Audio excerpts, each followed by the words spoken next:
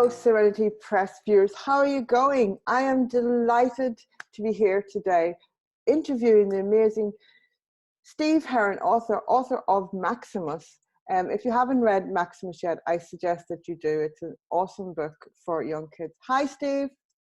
Hello, Karen. How are you? I am good. How are you going?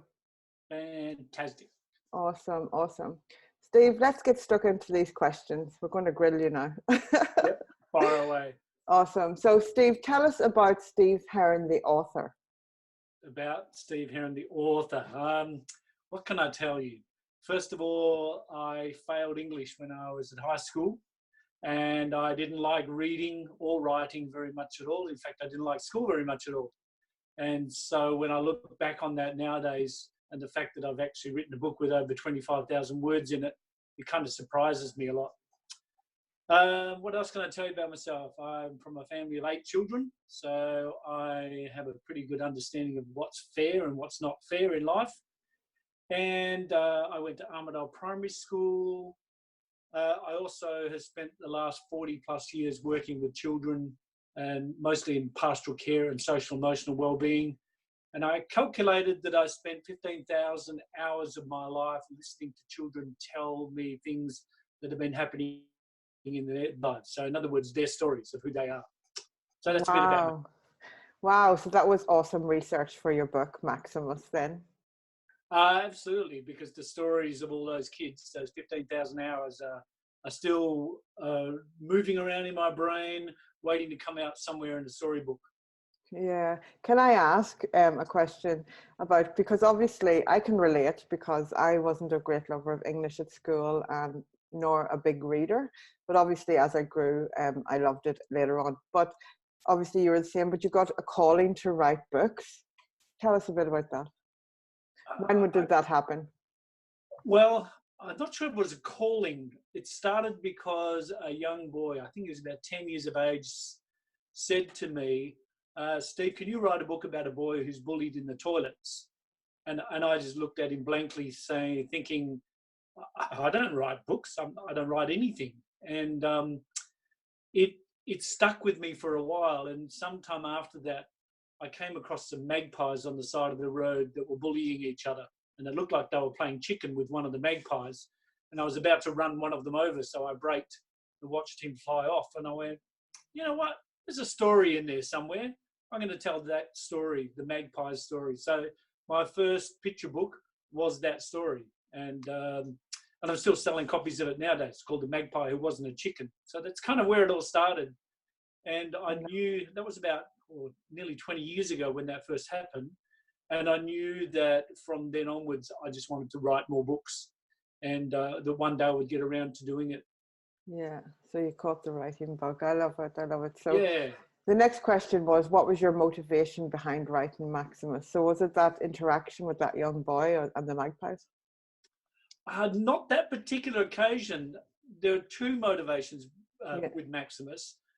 First of all, I didn't want to write novels because that's a lot of words. And it's hard enough to get a picture book out of me. And I wanted to write picture books. So I did a diploma in writing with the Australian College, diploma in children's writing and publishing. And part of that meant writing in all kinds of genres. And one of the assignments was to write the first chapter of a middle grade novel. And I thought the story of Maximus would originally be a picture book, and realized that there was too much for a picture book. So I thought, well, maybe I'll use that idea. Mm-hmm. And so I started writing, and I wrote 1,000 words and sent that in, and realized that I only needed to write 500 words for the assignment. And I thought, well, hang on a minute, if I can write 1,000 when I'm only meant to write 500, maybe I should finish the story.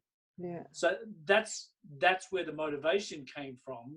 But really the motivation came from meeting a magpie, the original Maximus, which was a bedraggled magpie that found its way on my back patio, and that I helped him to regain his confidence, I suppose, by feeding him and looking after him, and we became friends. There was a real Maximus. I love that.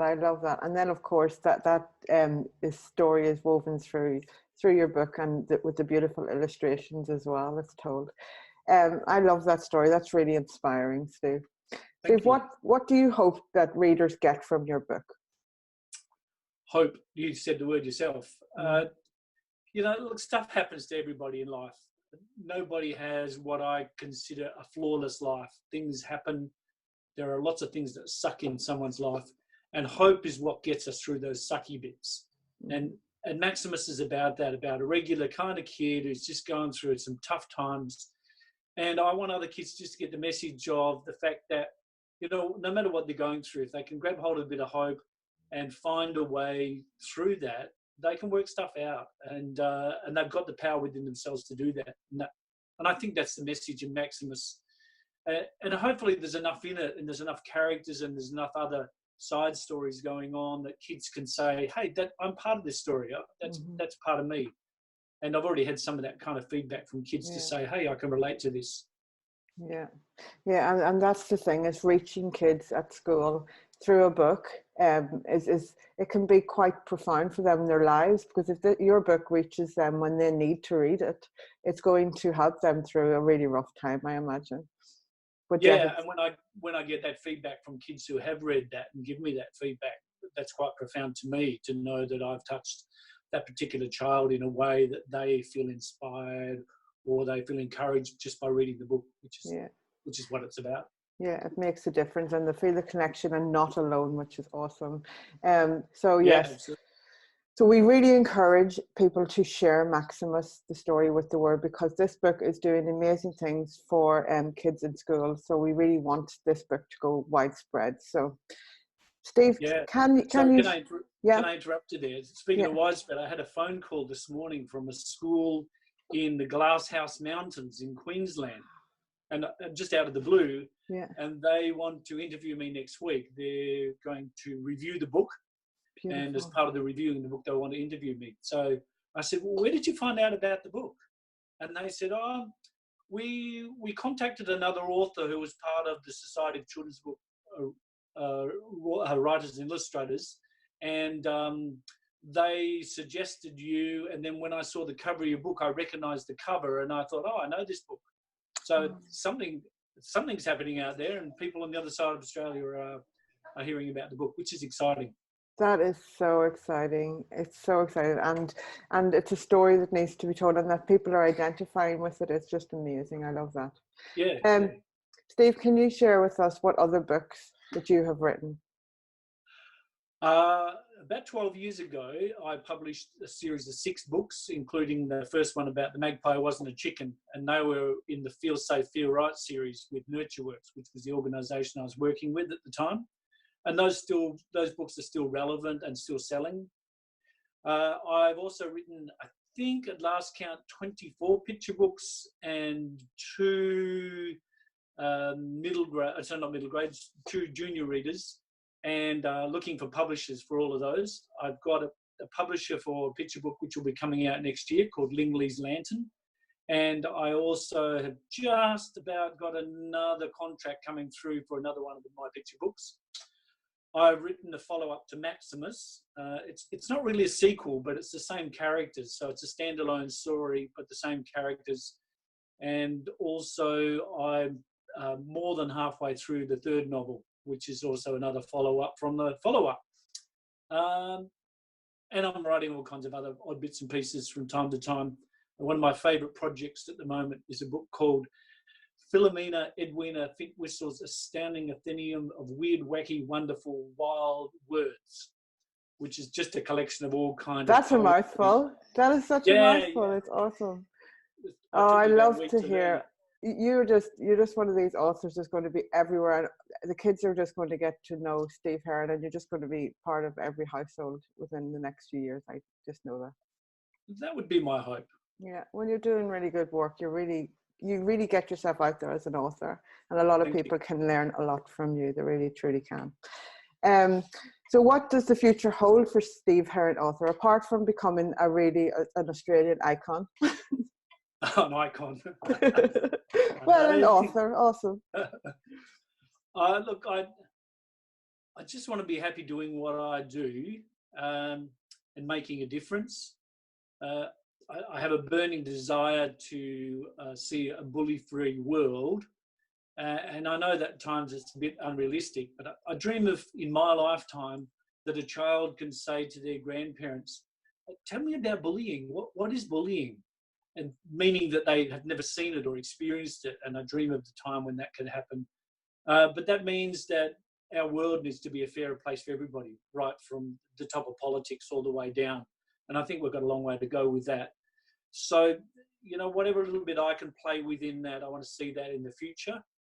I think, like many authors, I want to see one of my books, at least Maximus, made into a movie, or maybe a series or something like that. But, you know, that's what a lot of authors dream about. But if you don't say it, then maybe it won't happen. So if I say it enough times, maybe someone will pick up on it one day. Because I think it's a story that could be told in a movie. It could totally be told in a movie. Yeah. I can so say that. And you never know, somebody might watch this interview, or if you just say it, the right person, the right time, that's when the magic happens, right? Magic, I like that word too, yeah. Yeah, it does sound. Yeah, I think I've answered that. I'm not sure what else to say except for, you know, I just want to make ends meet as well, and you know, make sure that I enjoy writing as well as being able to earn some money from it.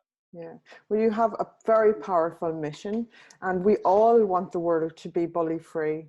And thank you for doing your bit. From all of us, you know, parents, like I'm a mother, and it's sometimes it's heartbreaking to watch things that happen in school environments, especially, but also out in the wider community. And we need more people like you doing their bit, because collectively we will make a difference. Yeah, thank you, appreciate that. And I think that's the key, the collective bit. Yeah, and my little bit added to someone else's little bit, added to someone else's little bit, will make that avalanche happen. Yeah, it sure will. Steve, thank you so much for chatting with me today. I'm sure that everybody will love this interview. And if you are watching this interview with Steve and you have questions, please, you can connect with Steve. Where can we connect with you, Steve? I've got a website, which is steveheron.com. So all my other information is on the website. You can surf through there and find out more about me and what my favourite things are, and some quirky things about me, as well as my email address and how to connect and what kind of presentations I do and what else I've got on my book list. And if you are wanting to buy a copy of Maximus, you can get at your local bookstore. You can request it there, or you can go to Steve's website, or you can come to serenitypress.org, and we will happily sell you a copy. Okay. Yeah, there's always a way to get hold of it. There is, for sure. Thanks so much again, Steve. And thank you everyone for joining us. We would love to hear your comments below, or if you want to reach out, that would be great. Take care, everyone. All right, thank you.